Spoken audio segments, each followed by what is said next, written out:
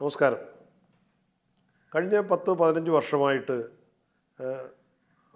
അസംബ്ലിയിലെ റിപ്പോർട്ടിങ്ങിൽ പോകാറുണ്ട്.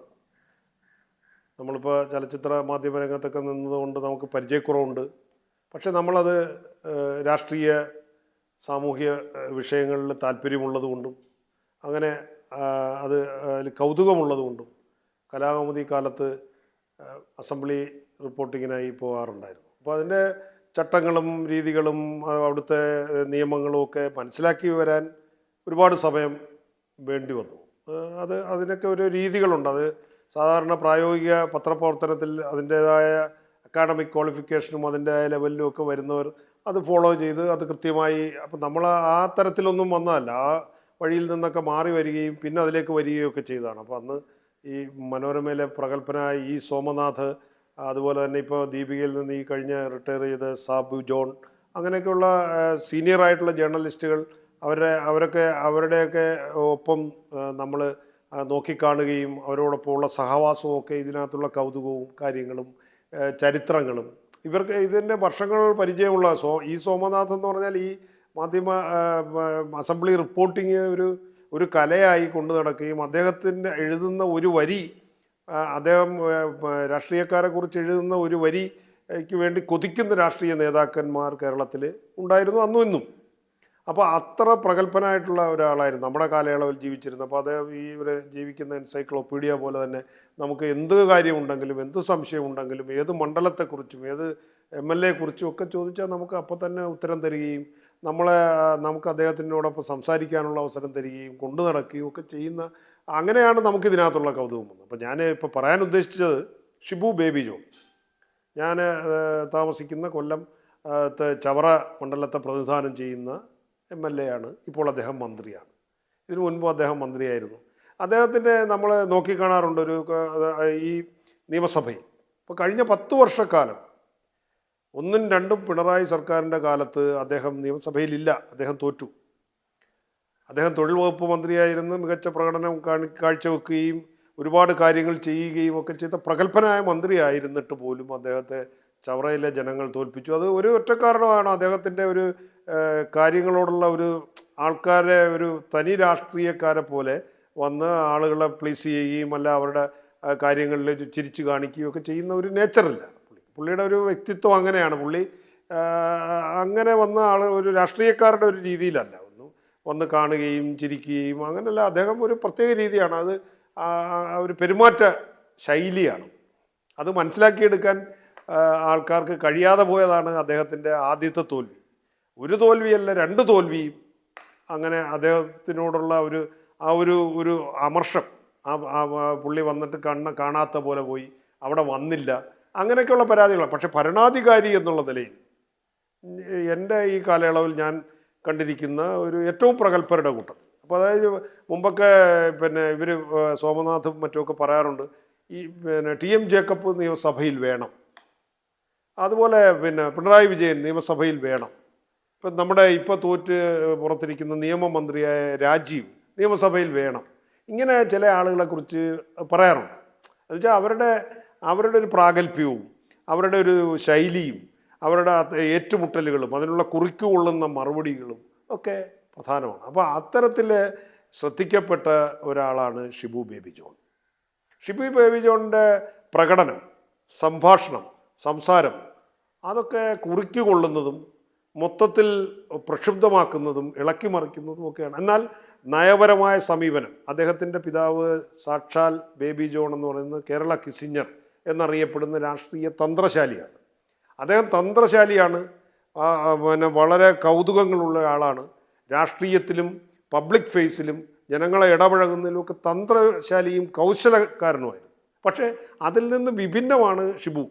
ഈ ജനങ്ങളെ നേരിടുന്നതിനുള്ള കൗശലവും തന്ത്രവും ഒന്നും അദ്ദേഹം നേരെയാണ്, പക്ഷേ അദ്ദേഹത്തിൻ്റെ ഉള്ളിലുണ്ട്. അപ്പം അങ്ങനത്തെ ഒരു വ്യത്യാസം ഒഴിച്ചാൽ ഷിബു ബേബി ജോണിനേക്കാൾ രാഷ്ട്രീയ പരമായ ഒരു പ്രാഗൽഭ്യം, നിയമസഭയിലേക്കുള്ള പെർഫോമൻസ്, നേരിടാനുള്ള കഴിവ്, സംസാര ശൈലി, അതൊക്കെ ബേബി ജോണിനോളം അല്ലെങ്കിൽ ബേബി ജോണിനേക്കാൾ ആ അച്ഛൻ്റെ മകൻ എന്നുള്ള നിലയിൽ അദ്ദേഹം നേടിയെടുത്തിട്ടുണ്ട്. ഇത്തവണത്തെ ഈ 16ാം നിയമസഭയുടെ 1-ാം സമ്മേളനത്തിൽ ഫിഷറീസ് മന്ത്രിയെ പ്രസംഗിച്ചുകൊണ്ടിരിക്കുമ്പോൾ അദ്ദേഹം എഴുന്നേറ്റു. അപ്പോൾ അദ്ദേഹം എഴുന്നേറ്റപ്പോൾ ആ പ്രതിപക്ഷ നേതാവ് തന്നെ പറഞ്ഞു അദ്ദേഹം ഫിഷറീസ് മന്ത്രിക്ക് കഴിവില്ലാത്തതുകൊണ്ടാണ് എന്നൊരു സാധനം എടുത്ത് പുള്ളിയെ ആക്രമിച്ചു. പക്ഷേ വളരെ തന്ത്രപൂർവ്വം അതിന് പുള്ളി ആ മന്ത്രി സംസാരിക്കുന്ന സമയത്ത് അത് വഴങ്ങി. അതിന് ശേഷം അതിന് മറുപടി പറയുകയും പ്രതിപക്ഷം ഒന്നടങ്കം ഇറങ്ങി പോവുകയും ചെയ്തു ആ ഇഷ്യൂ. അപ്പോൾ അത്തരം കാര്യങ്ങളിൽ വളരെ സൂക്ഷ്മമായി നേരിടാനും പ്രത്യാക്രമണം നടത്താനും ഒക്കെ ഉള്ള കഴിവ് ഷിബു ബേബി ജോണിന് അപാരമാണ്. സർ, ഞാൻ ഇടപെട്ടതിനെ കുറിച്ച് ദുഷ്ടലാക്കോടുകൂടി പ്രതിപക്ഷ നേതാവ് ഇവിടെ പരാമർശിച്ചു. സർ, ഞാനത് ഇടപെടാൻ കാരണം അത് ഫിഷറീസ് വകുപ്പിൻ്റെ പദ്ധതി ആയിരുന്നില്ല. ഉമ്മൻചാണ്ടി ഗവൺമെൻറ് കാലഘട്ടത്തിൽ നടപ്പിലാക്കിയ തൊഴിൽ വകുപ്പ് നടപ്പിലാക്കിയ ഒരു പദ്ധതിയായിരുന്നു തണൽ പദ്ധതി എന്ന് പറഞ്ഞുകൊണ്ട് 1350 കോടി രൂപ കൊടുക്കുന്നത്. സർ, ഏറ്റവും ദുർബല ജനവിഭാഗമെന്ന് വിശേഷിപ്പിക്കാവുന്ന മത്സ്യത്തൊഴിലാളികളുടെ ചരിത്രം പരിശോധിച്ചു കഴിഞ്ഞാൽ അവർ ലഭിച്ചുകൊണ്ടിരുന്ന ഒരു ആനുകൂല്യം കവർന്നെടുത്ത ഒരു ഗവൺമെന്റ് ഉണ്ടെങ്കിൽ അത് പിണറായി വിജയൻ ഗവൺമെന്റ് ആയിരുന്നു അത് സ്ഥാപിക്കാനാണ്. അതിനുവേണ്ടിയാണ് സാർ ഞാൻ എഴുന്നേറ്റ് നിന്നത്. തൊഴിൽ വകുപ്പിന്റെ പദ്ധതി ആയിരുന്നതുകൊണ്ട് ഫിഷറീസ് വകുപ്പിന്റെ ശ്രദ്ധയിൽപ്പെടാത്ത പദ്ധതി ആയതുകൊണ്ട് ആ കാര്യം അവതരിപ്പിച്ചു. പിന്നെ ഇടപെടലിനെ സംബന്ധിച്ചിടത്തോളം നിയമപരമായി തെറ്റുണ്ടെങ്കിൽ സാർ, ഈ അടിയന്തര പ്രമേയത്തിന്റെ വിഷയമൊന്നും അല്ലല്ലോ സാർ ഇവിടെ ചർച്ച ചെയ്തതും കാര്യവും. അന്നേരം അതും ബഡ്ജറ്റ് ചർച്ച പോലെ ചർച്ച പോകുന്നത് അങ്ങ് ഇടപെടേണ്ടിയല്ലയോ? അപ്പോൾ ഇത്തവണ പിന്നെ UDF മന്ത്രിസഭ അധികാരമേറ്റപ്പോൾ RSP ജയിച്ചു വരികയും ആ ഷിബു ബേബി ജോൺ 10 വർഷത്തിന് ശേഷം നിയമസഭയിൽ വരികയും അദ്ദേഹം സത്യപ്രതിജ്ഞ ചെയ്ത് മന്ത്രിയാകുകയും ചെയ്തു.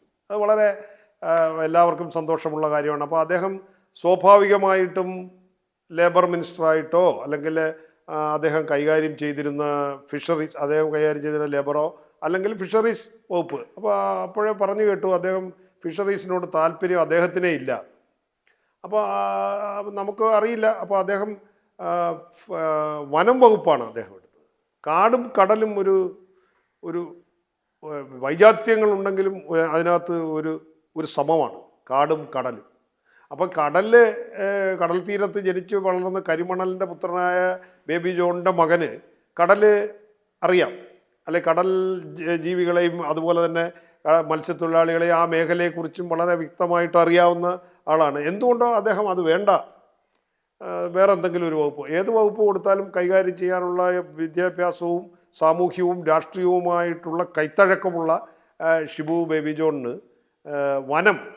പക്ഷേ അദ്ദേഹം അധികാരമേറ്റ് വനം വകുപ്പ് കൈകാര്യം ചെയ്യാൻ തുടങ്ങിയപ്പോഴേ വന്യമൃഗങ്ങളുടെ ഒരു വലിയ വേട്ടയായിരുന്നു കേരളത്തിൽ നടന്നത്. അത് മാധ്യമങ്ങളും ചാനലുകളും എല്ലാം അതിങ്ങനെ കാട്ടാന ശല്യവും കാട്ടാനയുടെ ആക്രമണത്തിൽ കൊല്ലപ്പെടുന്നവരുടെയൊക്കെ ഒരു വലിയ കണക്കുകൾ ഇങ്ങനെ ഓരോ ദിവസവും വന്നുകൊണ്ടിരുന്നു. അപ്പോൾ നമ്മളൊക്കെ സത്യത്തിൽ വിചാരിച്ചു ഇദ്ദേഹം ഇതെങ്ങനെ ഹാൻഡിൽ ചെയ്യും. ഇദ്ദേഹം ഏറ്റവും പരീക്ഷിക്കപ്പെട്ട ഒരു വകുപ്പായി ഈ വനം വകുപ്പ് മാറുന്ന ഒരു സമയമായിരുന്നു. പക്ഷേ ഷിബു ബേബി ജോൺ അവിടെയെല്ലാം ഓടിയെത്തി അതിനെക്കുറിച്ച് പഠിക്കുകയും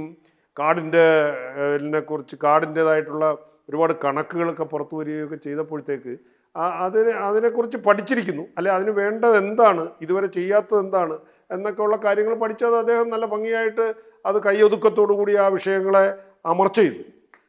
അപ്പം ഞാൻ പറയുന്നത് അദ്ദേഹം അന്ന് നിയമസഭയിൽ പറഞ്ഞ ഒരു വാചകമാണ്. അപ്പം കേരള അക്കാഡമിക് സ്കിൽസ് എക്സലൻസ് എന്ന് പറഞ്ഞിട്ടൊരു വകുപ്പ് ഇന്ത്യയിൽ ആദ്യമായി നടപ്പിലാക്കിയ സംസ്ഥാനമാണ് കേരളം. അദ്ദേഹം ലേബർ മിനിസ്റ്ററായിട്ടിരുന്നപ്പോഴാണ്, ഷിബു ബേബി ജോൺ ലേബർ മിനിസ്റ്ററായിട്ടിരുന്ന ഉമ്മൻചാണ്ടി സർക്കാരിൻ്റെ കാലത്താണ് എന്ന് പറയുന്ന വകുപ്പുണ്ടാക്കിയത്. അത് പുതിയ കാലത്തിൻ്റെ തൊഴിൽ നയങ്ങളും തൊഴിലും അതിൻ്റെ നൈപുണ്യവും അതിൻ്റെ സാധ്യതകളെക്കുറിച്ചും അന്ന് പുതിയ അറിവായിരുന്നു.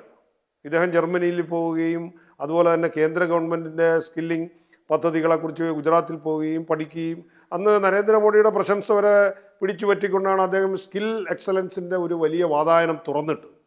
അങ്ങനെ വകുപ്പ് കൂടെ അദ്ദേഹത്തിൻ്റെ കയ്യിലുണ്ട്. ഞാൻ പറഞ്ഞു വരുന്നത് ഷിബു ബേബി ജോണിൻ്റെ ഒരു പ്രാഗൽഭ്യമാണ്. ഈ വി ഡി സതീശൻ മന്ത്രിസഭയിൽ ഏറ്റവും പ്രഗത്ഭനായ ഒരു മന്ത്രി, പ്രത്യേകിച്ച് തീരദേശത്തു നിന്നുള്ള ചവറയെ പ്രതിനിധാനം ചെയ്യുന്നൊരു മന്ത്രി എന്നുള്ളതിൽ നമുക്ക് അഭിമാനിക്കാവുന്ന തരത്തിലാണ് അദ്ദേഹത്തിൻ്റെ പ്രവർത്തന ശൈലി. അതിനി മുൻപോട്ട് അങ്ങനെ ആവട്ടെ എന്ന് നമുക്ക് ആശംസിക്കാം.